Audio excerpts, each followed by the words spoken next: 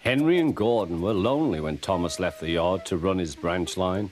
They missed him very much. They had more work to do and had to fetch their own coaches. They didn't like that.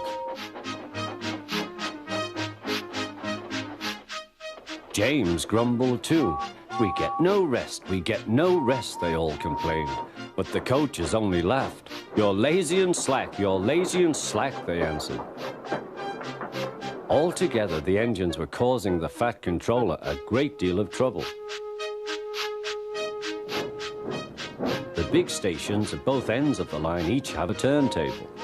The Fat Controller had made them so that the tender engines can be turned round, because it is dangerous for them to go fast backwards. Tank engines like Thomas don't need turntables. They can go just as well backwards as forwards. But to hear Gordon talk, you would have thought that the Fat Controller had given him a tender just to show how important he was.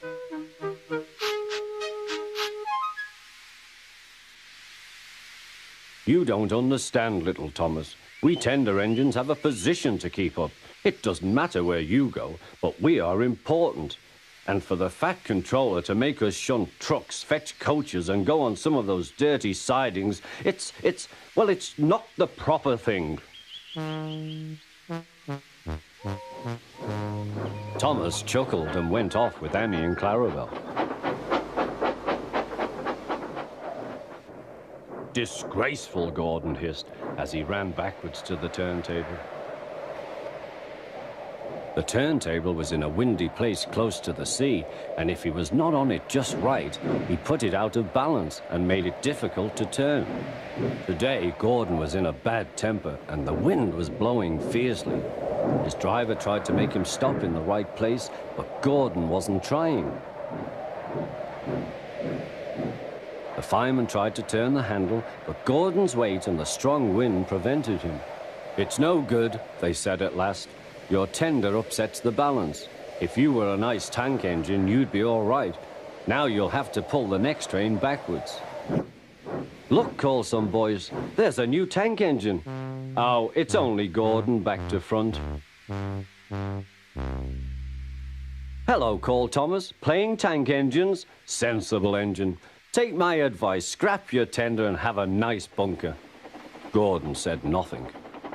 Even James laughed when he saw him. "Take care," hissed Gordon, "you might stick too." "No fear," chuckled James, "I'm not so fat as you." "I mustn't stick," thought James. He stopped on just the right place to balance the table. It could now swing easily. Gordon arrived in time to see everything. James turned much too easily. The wind puffed him round like a top. He couldn't stop.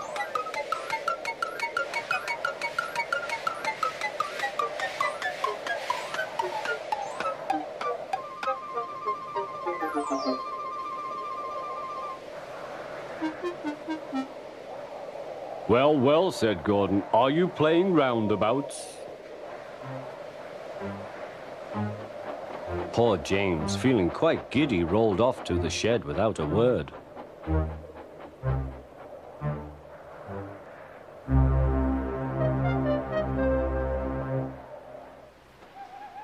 That night, the three engines had an indignation meeting.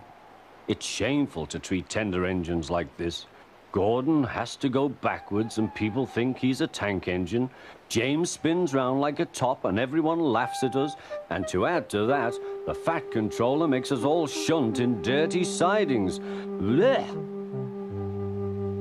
"Listen," said Gordon. He whispered something to the others. "We'll do it tomorrow. The Fat Controller will look silly." The engines had decided to go on strike.